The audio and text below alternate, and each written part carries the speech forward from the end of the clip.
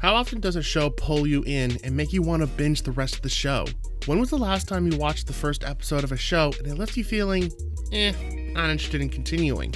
If you were writing a TV show, what should you be doing in the first episode of your show to get the viewer to continue watching? Hello, James here, and even though I focus more on movies than television, I'd like to share some ideas on what makes the first episode so appealing. What you do with the rest of the show is up to you, as TV shows aren't really my specialty, but we can at least look into getting viewers past episode 1. Now before we get into it, let's say you're only interested in writing movies and not shows, which is more than fine. The following tips can still be applied. In the case with movies, it's basically the first 10 minutes of your screen time or first 10 pages of your script, which will be crucial in getting viewers to watch the movie start to finish. So just keep that in mind in this video. Part 1. What is a pilot episode and why is it different? The term pilot not only refers to the first episode of a show, but used to refer to when studios would commit to only making the first episode of a show to get an idea of how much the show would cost and if audiences would enjoy it. For example, in 1965, when Alfred Productions was launching the American sitcom Hogan's Heroes, they created the pilot episode, which was only made in a lower budget, thus why it was shot in black and white. It was to give everyone an idea if the show would work or not, and once it proved successful, the studio would commit to creating the rest of the show. Think of the pilot episode being like when you make a short film to potentially encourage investors or a studio to invest in a full feature film. Nowadays, studios just commit to creating a full season of a show. So when we refer to the pilot episode, we mean the first episode. Now, even though the first episode of a show isn't essentially a pilot, meaning it wasn't created to be a taste sample of the full show, it still serves an incredible important purpose, and it's responsible for making sure that you're either going to continue watching the rest of the show or not. Part 2. Episodic versus linear. So just to be clear, what we're going to talk about has more to do with a linear type of show rather than episodic. The difference between episodic and linear is that an episodic show may have an overall story, but each episode is its own unique story, such as in most sitcoms, while a linear show has a story that continues to progress in every episode, such as in Game of Thrones, Walking Dead, and almost every anime out there. If you're writing an episodic show, your first episode just needs to show the tone and the format that the audience can expect of each episode. Again, we'll just be focusing on the elements for a linear show. Part 3. Save the Cat's 15-scene breakdown. Lots has to happen in your first episode of the show, and to first sort out what happens.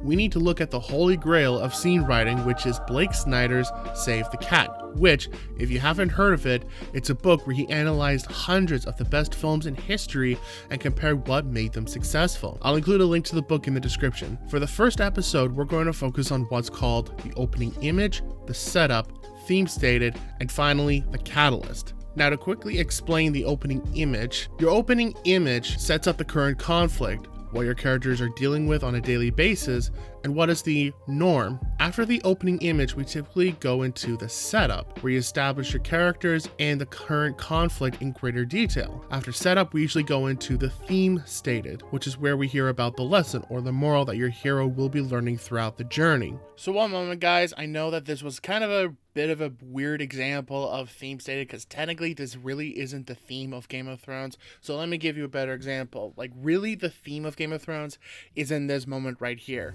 When you play the Game of Thrones, you win or you die. There is no middle ground. However, of course, this moment was not in episode 1, but if you were to have a theme stated, this is what it would look like. And finally, after setting up your characters, the conflict, establishing the norm, then something has to happen which shakes everything up. And this is called the catalyst. The catalyst shows us that something major has happened in the story, and from this point onward, nothing will be the same, and some form of change has to take place. Usually we don't get the full context of the catalyst, but essentially a glimpse of the change to come, which is a great place to end your first episode, as now your audience will be super eager to want to continue and find out what happens next. If all of this sounds a little confusing, trust me, you've literally seen this all over the place. So let's break down some of your favorite linear shows in this format. First, let's look at Game of Thrones. The opening image, the whole family's peacefully living in Winterfell. Oh, and there's some White Walker stuff. The setup, the king has died, so Robert Baratheon is taking its place, and we're introduced to the Stark family and the Lannister family. The theme stated, The only one in this episode is when Tyrion says to Jon Snow, referring to him being a bastard, to wear it like armor, meaning to embrace what you are and find purpose, in which leads to the actual character's journey later down the line. The catalyst, Ned finds out the king was murdered by the Lannisters and that there could be bigger problems than they thought.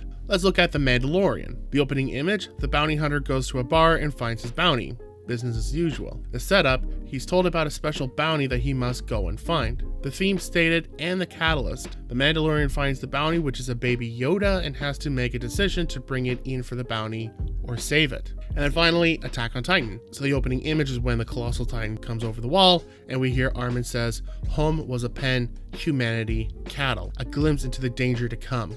The setup, everyone lives in a peaceful village with nothing exciting. There's a giant wall that no one questions why it's there and how it was created. There's the scouts who venture outside the walls and either kill or are killed by Titan monsters. And we have our main characters, Eren, Mikasa, and Armin. The theme stated, Eren doesn't want to stay in the norm and wants to venture outside the walls and find a better life. And then there's the catalyst. Now, your first episode doesn't have to follow this exact format. If you can figure out another way to create a banger first episode, great.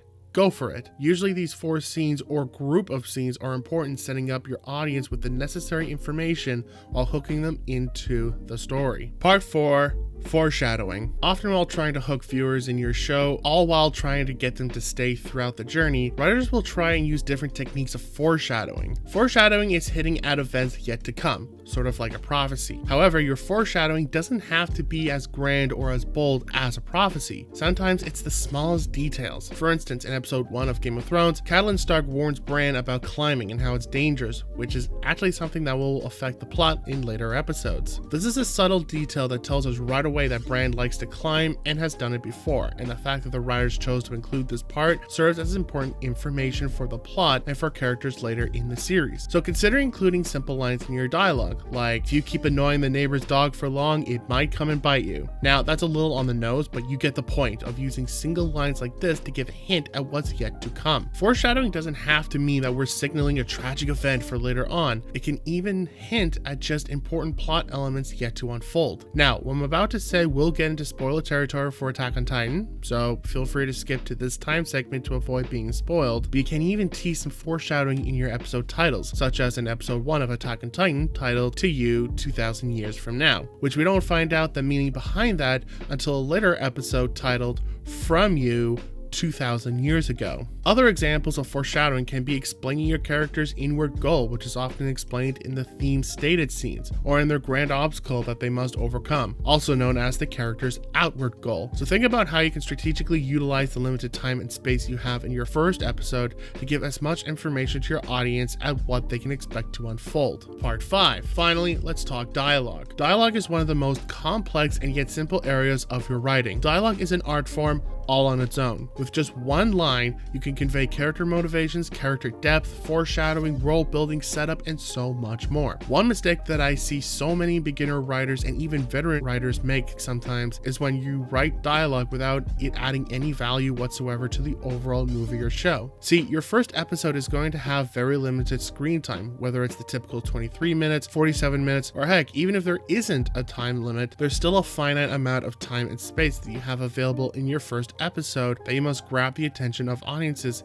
and get them to want to invest in your show. You want to be very careful with what your dialogue says, or even when and where it is needed. Often you can get so much information across without words, just with action. However, even if you choose to use dialogue, be strategic and think of how you can get more information across in such little time. For example, you can use what's called subtext, where there's an additional meaning of information hidden within the apparent dialogue. Basically, that there's more than one thing being said within the dialogue. It's like the phrase killing 2 birds with 1 stone. Take this line from Game of Thrones season 1, back when the show was, actually fairly good. Danny kind of forgot. Jon Snow and Tyrion are having a conversation, and Jon asks Tyrion, "What do you know about being a bastard?" Where basically Jon hates being labeled as a bastard and an outsider to the family, and thinks that no one understands what he's going through. Then Tyrion responds, "All dwarves are bastards in their father's eyes." Tyrion's line not only tells us that Tyrion understands Jon, but it shows us so much about his character, such as where he comes from and how he's been mistreated for being a dwarf, that he doesn't have a great relationship with his father, and that his father dislikes him. Also that Tyrion feels vulnerable for being labeled, but likes to use his wit and humor to deal with the pain. Tyrion shows empathy towards Jon and tries to help him. All of this in just one line of dialogue. Try to keep your dialogue focused and not let your characters ramble, because you will lose your audience right away. My biggest philosophy in storytelling is if you can literally erase a person, place, thing, event, scene, or even a line of dialogue, and the story can continue to make sense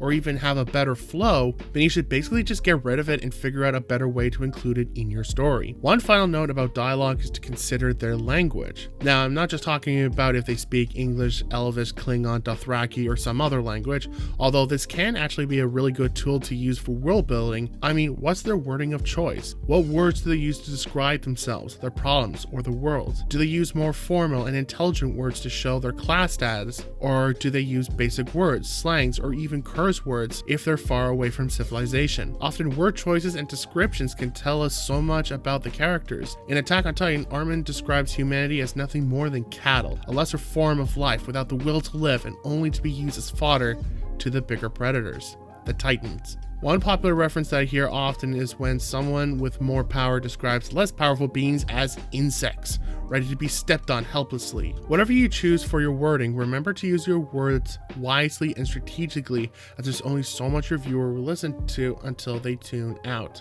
Let's review what we learned today. So 1, a pilot, or simply the first episode, is the most important episode that you will write in your show. You need to use the time and space in your first episode to attract the viewer and give them a good reason to stick around. An episodic show is one where each episode has its own story within the bigger story, while a linear show is a continuous journey that we follow from episode to episode. Number 3, using the Save the Cat opening image setup, theme, and catalyst method can help you structure your stories to ensure that you have all the right beats. Fourthly, foreshadowing can be used to let the viewer know of potential events yet to come. Try to be subtle with the information you give out. And 5, dialogue needs to be used carefully. Try to make sure that every line has a place and a purpose in your story. Subtext, language, and foreshadowing is a great way to tell more than one piece of information in just a single line. Thanks everyone. Comment your favorite show down below. Please like and subscribe as always, as it's a huge help. Good luck with your writing, and I will see you next time.